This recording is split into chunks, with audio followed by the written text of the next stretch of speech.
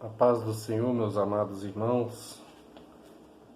Meu nome é Antônio Januário. Venho trazer mais uma participação para a Escola Bíblica Dominical. A nossa lição é a lição de número 4 para 25 de julho de 2021. Elias e os profetas de Azerá e Baal. A nossa lição segue o tema O plano de Deus para Israel em meio à infidelidade da nação. As correções e os ensinamentos divinos no período dos reis de Israel. A nossa lição ela é do terceiro trimestre de 2021, lição bíblica da CPAD, comentada pelo pastor Clayton Palmerindo. O nosso texto bíblico está em 1 Reis, capítulo 18, do versículo 22 ao versículo 29 e depois do 30 ao 39. E 1 Reis, capítulo 19, do versículo 8 a 10, a 11 e ao versículo 14. A nossa lição está dividida em o primeiro tópico diz o desafio no Monte Carmelo, o segundo tópico a oração de Elias, e o terceiro tópico em Elias em Horebe. No primeiro tópico temos os itens. O zelo de Elias o pôs diante de um confronto. O segundo item diz o problema de não saber a quem adorar. E o terceiro item, o desafio do fogo. Então vemos o zelo de Elias. Elias aparece diante de Deus quando Deus o pergunta: que fazes aqui, Elias?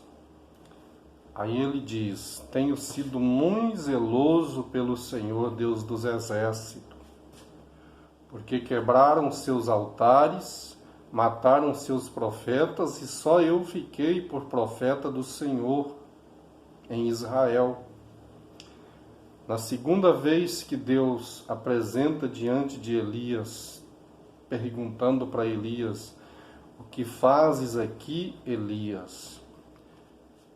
É interessante observar que Deus é um ser maravilhoso, santo, e que, dependendo da nossa posição espiritual, dependendo do nosso caráter de posicionamento, mediante aquilo que estamos pensando e com aquilo que estamos ocupados, pensando que podemos estar assim agindo, agradando a Deus, ao mesmo tempo pode ser que haja no entendimento divino algo que confronta os nossos posicionamentos. É o que estava acontecendo com Elias.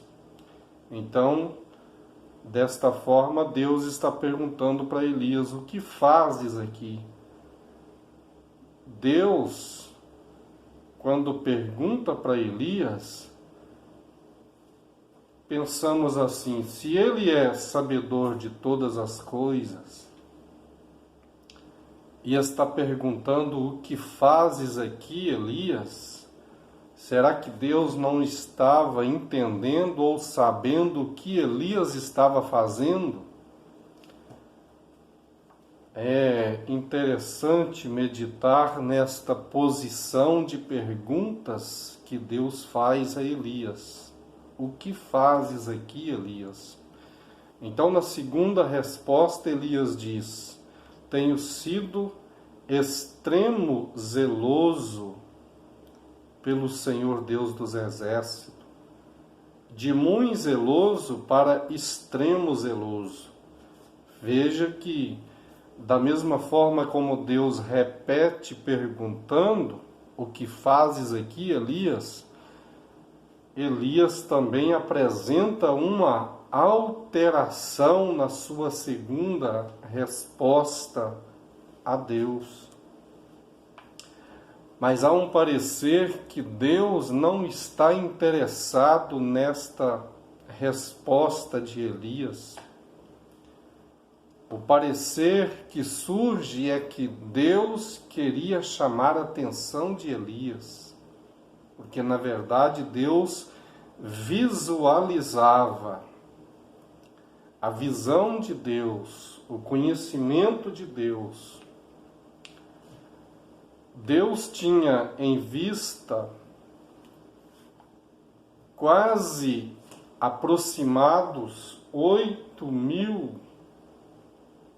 hebreu que não se dobrava diante de Baal, que não tinha participado dos banquetes perversos de Jezabel com Acabe.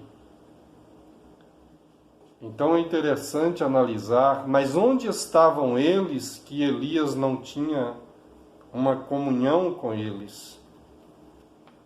Então Deus deixa para Elias esclarecido que existia 7.000 joelhos que não se dobraram diante de Baal.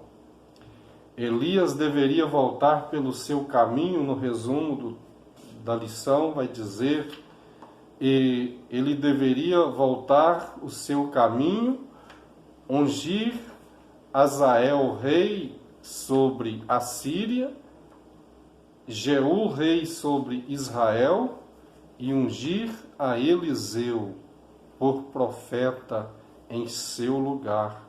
Então Deus apresenta para Elias um vislumbre, porque Deus tem uma visão de tudo. Aquilo que não conseguimos ver, o Senhor está vendo, contemplando todas as coisas. Mas é interessante que o problema de não saber a quem adorar, Elias enfrentava isso em Israel. A nação estava com seus olhos vendados, tapados por causa da idolatria. A idolatria era crescente em Israel. A honra, a adoração, o culto, agora era uma perversidade contra Deus, porque Deus não aceita culto por onde tem presenças de ídolos, imagens de escultura.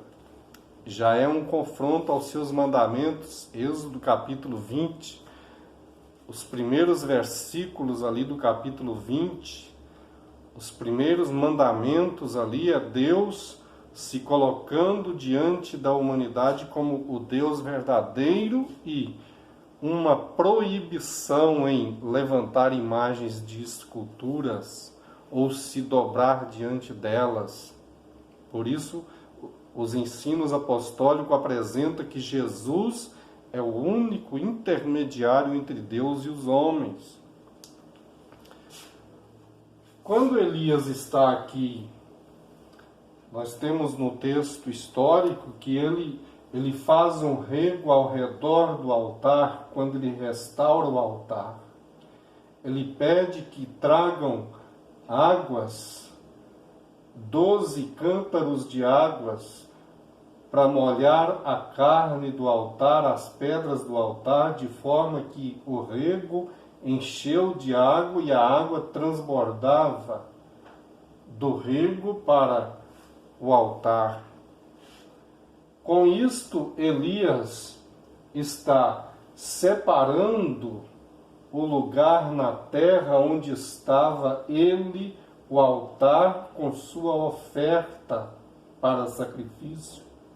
Ele separou este pedaço de terra, consagrando aqui ao Senhor Deus dos exércitos, porque toda a nação de Israel estava prestando culto e adoração a Baal e a Zerá, porque eram muitos os profetas de Azerá e Baal, 850 profetas. Então Elias precisava de um princípio, ele precisava ter uma marca, ele precisava separar para Deus a terra que ele ofereceria o seu sacrifício e a sua oferta, onde ele estaria falando com Deus. Então todo Israel estava seco, mas aqui a terra onde Elias estava molhado com água. Ele tinha uma provisão, um preparatório para glorificar o Deus de Israel. É interessante que quando ele faz este rego, é fazendo uma separação. Ele está separando este pequeno território de todo o território da nação de Israel. Então ele se separa de forma exclusiva para Deus. E Deus ouve a sua oração e dá então a resposta desejada, apresentando a Elias que ele é Deus verdadeiro, que responde com fogo. E o desafio então ali fica de forma concretizada. Então toda a nação diz: só o Senhor é Deus. E foi dada a ordem de sentença de morte para aqueles enganadores. Fazemos aqui no segundo item a oração de Elias, os preparativos de Elias, uma oração confiante, a misericórdia de Deus. Então, observamos que, diante do desafio, o inimigo, ele perde. Nós vemos aqui que foi preciso fazer um desafio. É interessante analisar também no texto histórico que os profetas de Baal clamaram desde manhã até o meio-dia e nada aconteceu. E eles retalhavam seus corpos. Por que esta apresentação nas Escrituras? Eles tinham coragem de retalhar seus corpos. Isto porque o ídolo nada faz. No Salmo 115, o salmista expressa dizendo que o ídolo tem nariz, mas não cheira, tem boca, mas não fala, tem olhos, mas não vê, tem mãos, mas não apalpam. E semelhante a eles tornam-se os seus adoradores, porque o ídolo nada faz. O profeta Oséias diz que o espírito do engano é que opera dentro. Então, como entender se o ídolo nada faz e o profeta Oséias disse que um espírito de engano opera dentro do pedaço de madeira para enganar os seus adoradores? Aí, quando observamos, vemos as pessoas que são idólatras, cheias de superstições. Aí vemos pessoas que, com gesticulações, fazendo sinais, e certos preparativos, até aparece algum tipo de sinal, de prodígio, como resposta às suas superstições. E assim opera o espírito do erro, o espírito do engano. Mas só que nesse momento, quando Elias está aqui clamando a Deus, oferecendo sacrifícios a Deus, enquanto os profetas clamavam até depois do meio-dia e nada acontecia, por quê? E por que que Elias espera e ele desafia dizendo, clama, porque pode ser que Baal esteja dormindo, pode ser que ele esteja viajando.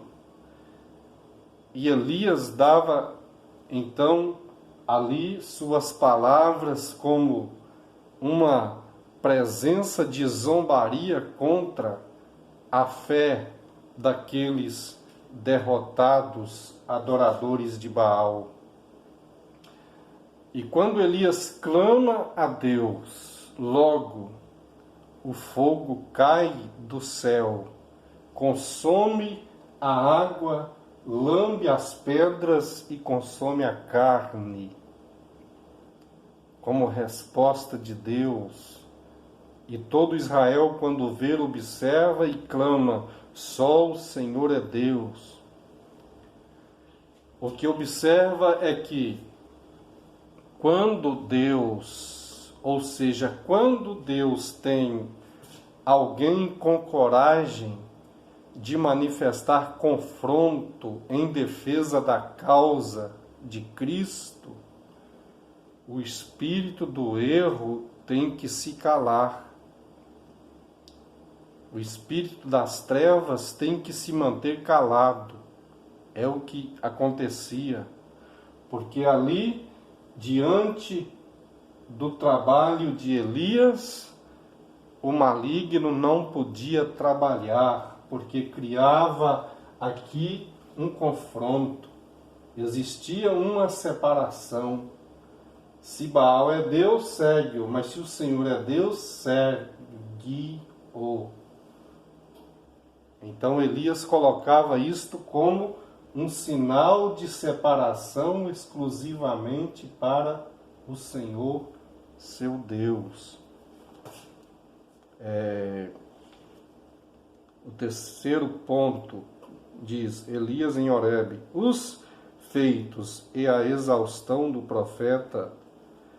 Elias chegou à exaustão diante de tantos embates que enfrentou para fazer o povo de Deus retornar ao caminho. Fala então de uma grande depressão. Elias entristece porque ele via que o povo, apesar de ver que Deus estava respondendo com fogo, apesar de saber que o povo contemplou a sentença de morte que aconteceram aos profetas de Baal, mas agora ele percebe que Acabe não muda de posição diante de Deus. Acabe vai para rainha Jezabel e notifica a ela o que Elias terminava de fazer, e ela então ameaça Elias, e Elias percebe que tudo aquilo que ocorreu no Carmelo não teve uma causa de efeito na vida de Acabe, na vida de sua família, na família real. Então Elias se vê angustiado e ele clama que quer a morte. Porque quando Elias expôs suas palavras diante de Deus, ele apresentou o extremo. Então, é dito que o extremo gera extremo. Quando ele apresenta seu esforço total, que ele mostra todo o seu limite, toda a sua espiritualidade, toda a sua fé, ele pensa que com todo o seu trabalho apresentado, ele ganharia não só a casa de Acabe, como a rainha Jezabel. Ele pensava em si que, diante destes sinais, todo Israel, de uma maneira conjunta, voltaria para Deus. Mas, de repente, ele é decepcionado, ele tem que fugir. Então, o extremo gera extremo. É onde ele, então, pede a morte. Então, nesta lição, aprendemos que, com esta visão do profeta Elias, devemos ter a sensibilidade de buscar coragem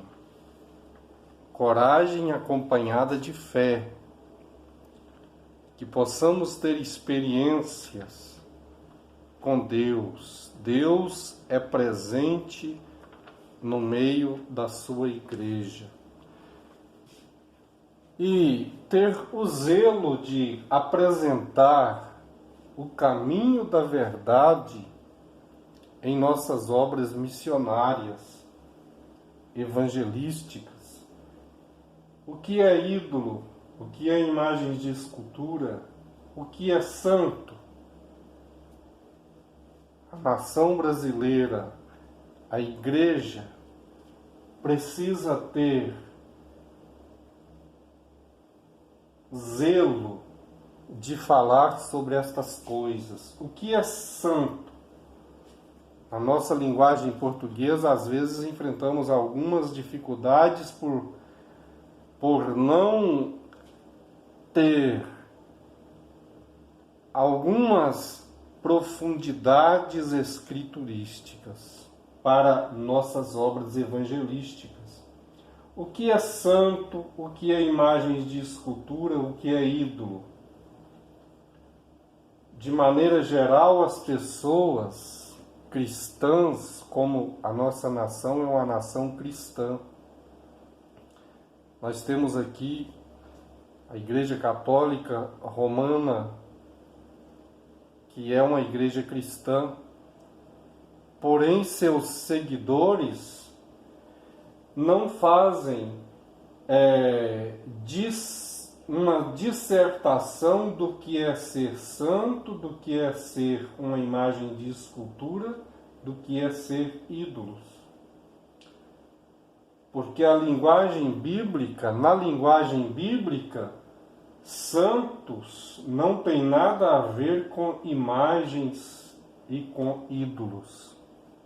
Santos eram pessoas, em 2 Coríntios, capítulo 9, versículo 1 e versículo 12, santos eram pessoas que estavam a serviço de Deus, na obra de Deus, envolvidos na obra de Deus, enquanto outros santos estavam envolvidos nas lavouras, nos campos, com ovelhas, com rebanhos.